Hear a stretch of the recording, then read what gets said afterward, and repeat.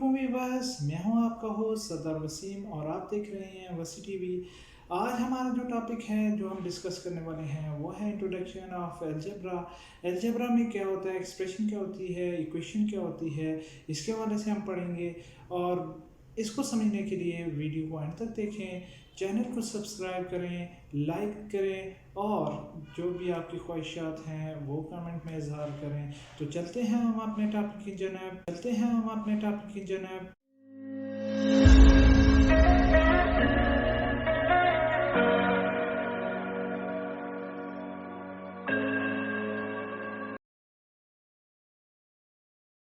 की स्क्रीन पर कुछ डेफिनेशंस लिखी हुई हैं, तो पहले हम डेफिनेशंस को पढ़ेंगे, फिर हम इसको प्रैक्टिकली समझेंगे, फिर हम वर्क एरिया में जाएंगे। सबसे पहले हम ये जान लेते हैं कि अलजेब्रा क्या होता है। तो जैसा कि आपके स्क्रीन के सामने लिखा हुआ है, algebra is a branch of maths that uses alphabetically letters to find unknown numbers. Algebra दरअसल एक ऐसी मैथमेटिक्स की ब्रांच है जिसमें हम जो अननोन हमारे पास नंबर्स होते हैं उनको फाइंड करते हैं। मतलब अननोन्स अल्फ़ाबेट होते हैं, जिस तरह एक्स वाई जी होता है। तो जैसा कि इसने एग्जांपल दी हुई है, 8x² + 7x + 10 = 0। इस इक्वेशन में x बेसिकली एक ऐसा अल्फ़ाबेट है जो हमें फाइंड करना है, इसकी वैल्यू हमें पता नहीं है। तो ऐसी इक्वेशन जिसमें हमारे पास कोई अननोन अल्फ़ाबेट हो, उसकी वैल्यू फाइंड करें।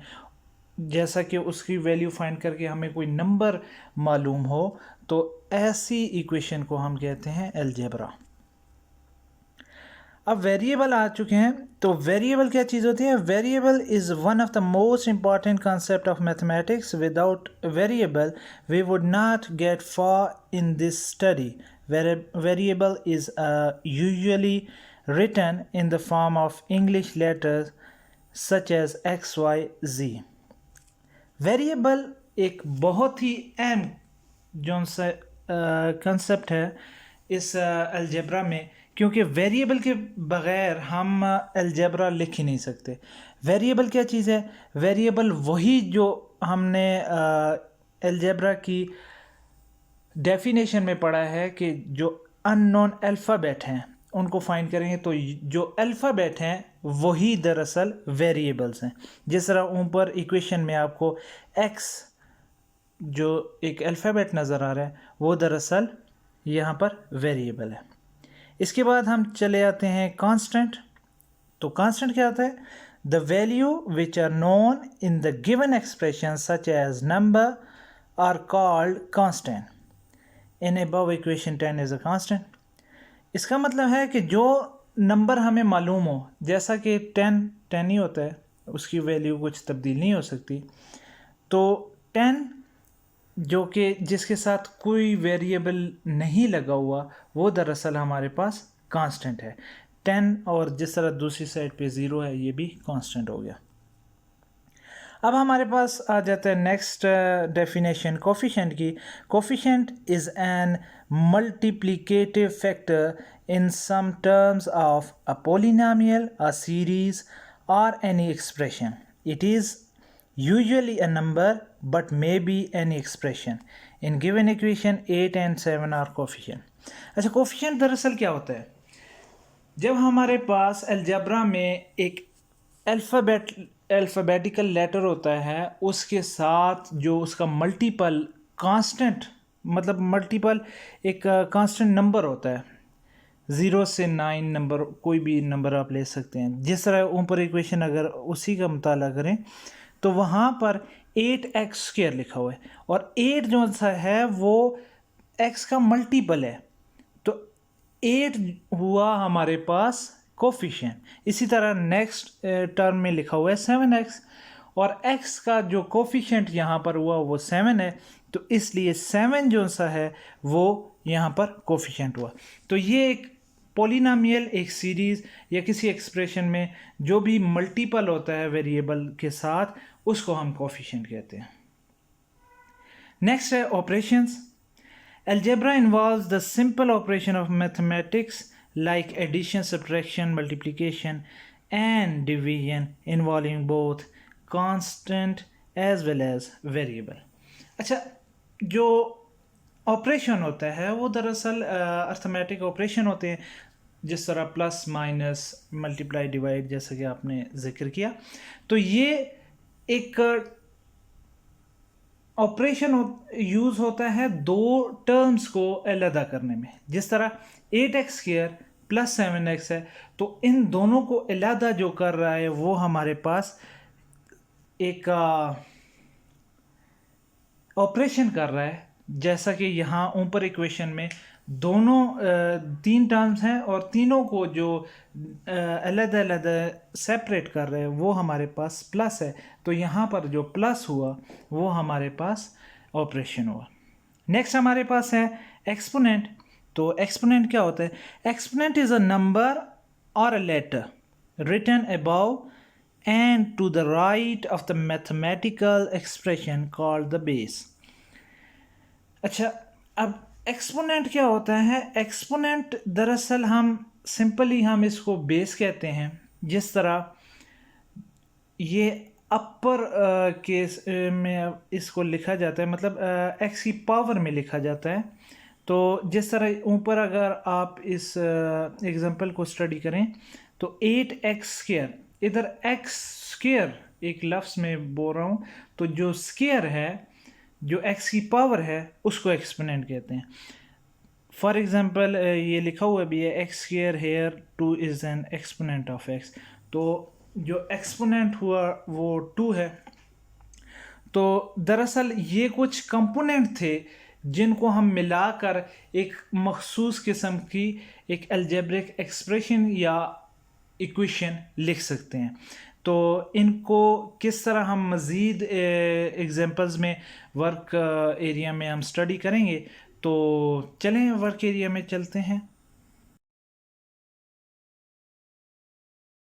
तो गाइस, हम वर्क पेज पर आ चुके हैं।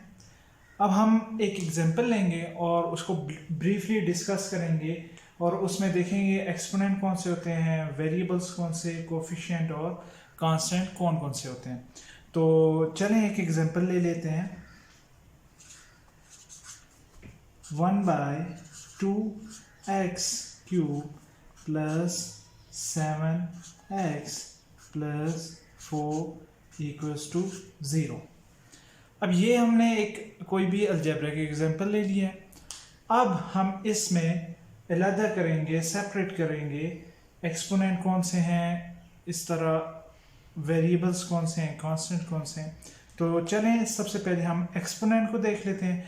तो एक्सपोनेंट हमने पढ़ा है वो चीज़ है जो किसी वेरिएबल के साथ अटैच है। अब देखिए ये वेरिएबल है और इसके साथ जो भी अटैच है वो, और दूसरे वेरिएबल के साथ जो भी अटैच है, इन दोनों को हम कहेंगे एक्सपोनेंट।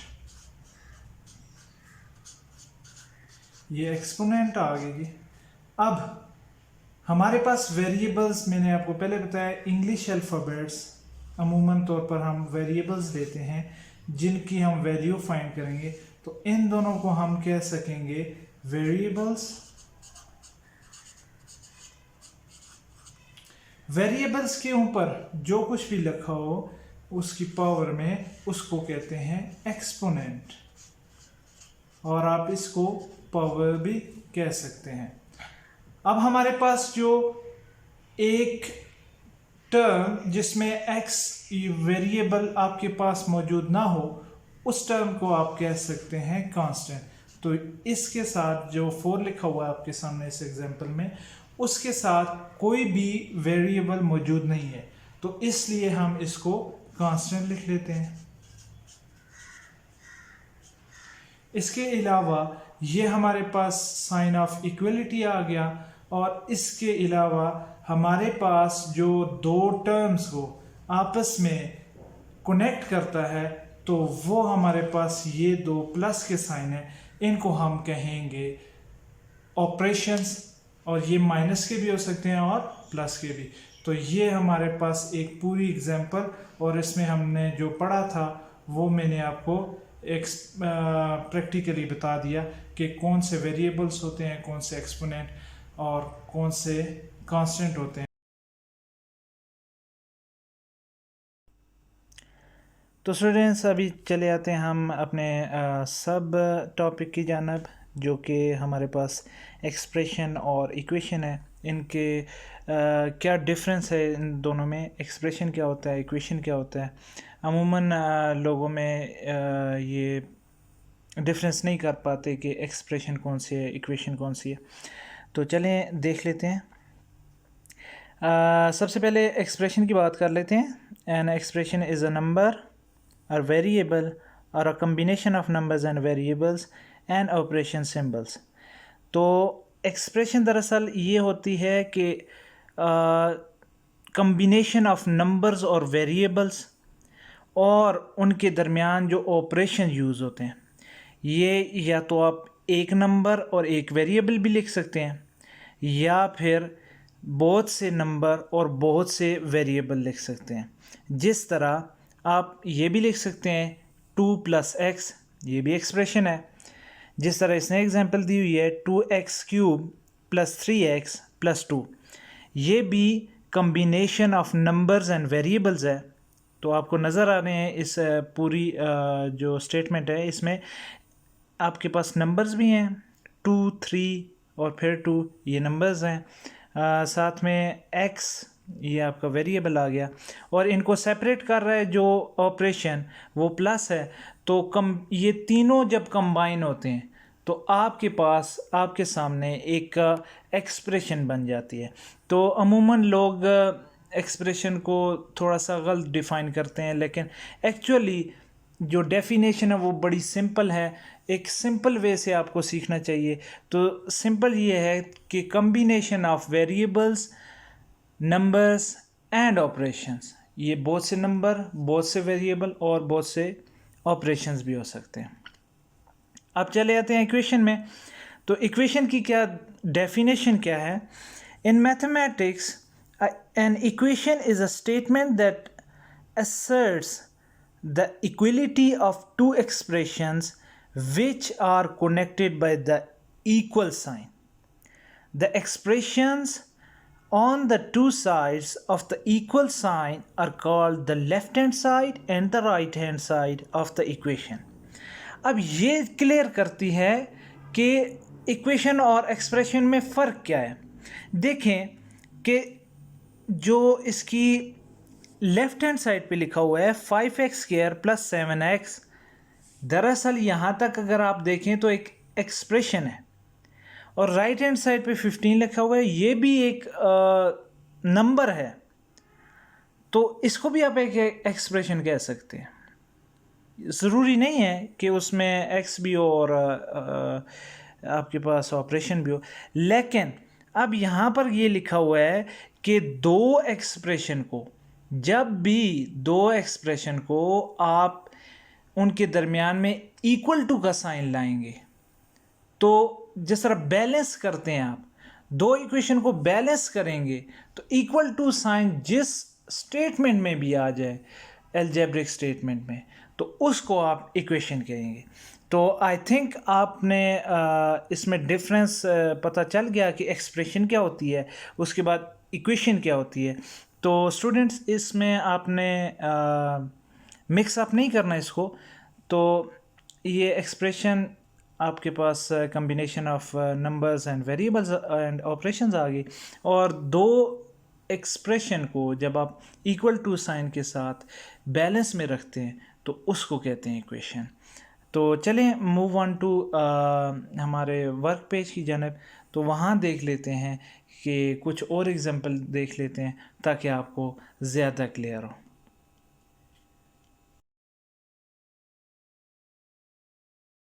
अब हम चलते हैं एक्सप्रेशन और इक्वेशन, इनको पढ़ते हैं और देखते हैं कि इनमें क्या डिफरेंस है। तो ऑलरेडी हमने डेफिनेशंस पढ़ ली हैं, तो चलें इनको अब प्रैक्टिकल वे में समझते हैं कि ये क्या होते हैं। तो सबसे पहले एक्सप्रेशन को देख लेते हैं।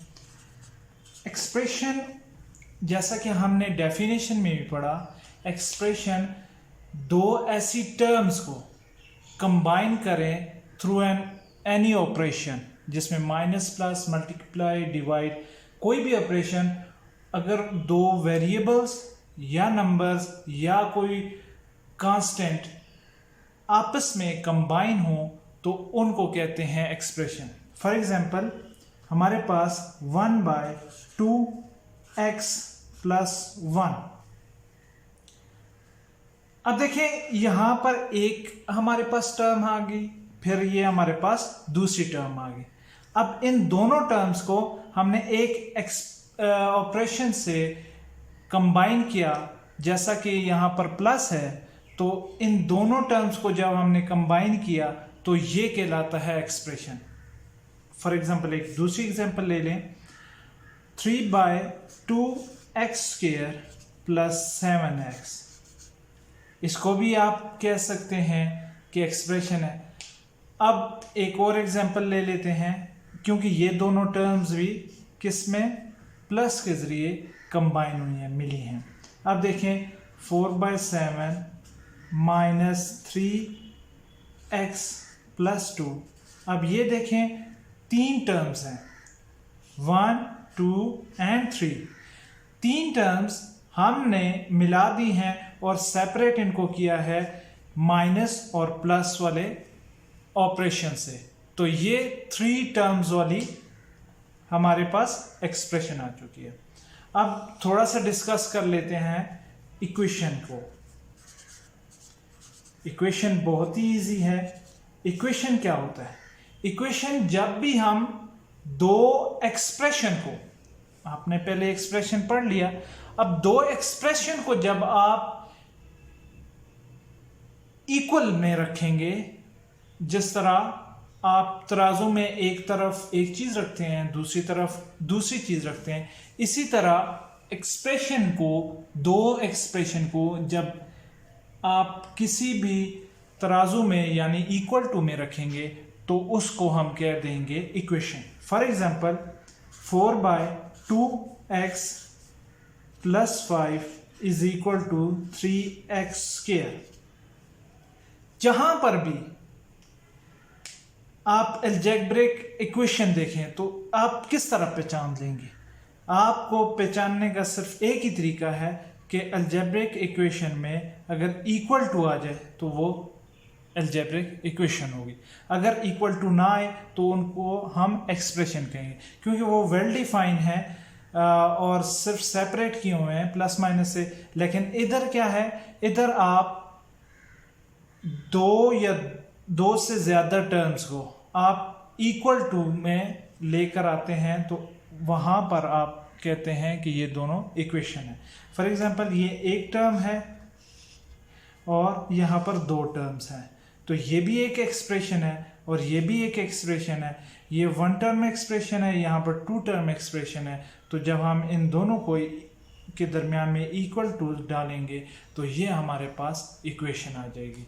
आई होप कि आपको मेरा लेक्चर, जो फर्स्ट लेक्चर है, it's my first video YouTube में, आई होप कि आपको समझ आया होगा और आप ज़रूर लाइक और इसको शेयर भी करेंगे और कमेंट भी इस पे करेंगे, ताकि मुझे कॉन्फिडेंस मिले और मैं आपके लिए मज़ीद ऐसी वीडियोज़ लाऊं और जो कि आपके लिए फ़ायदेमंद हो।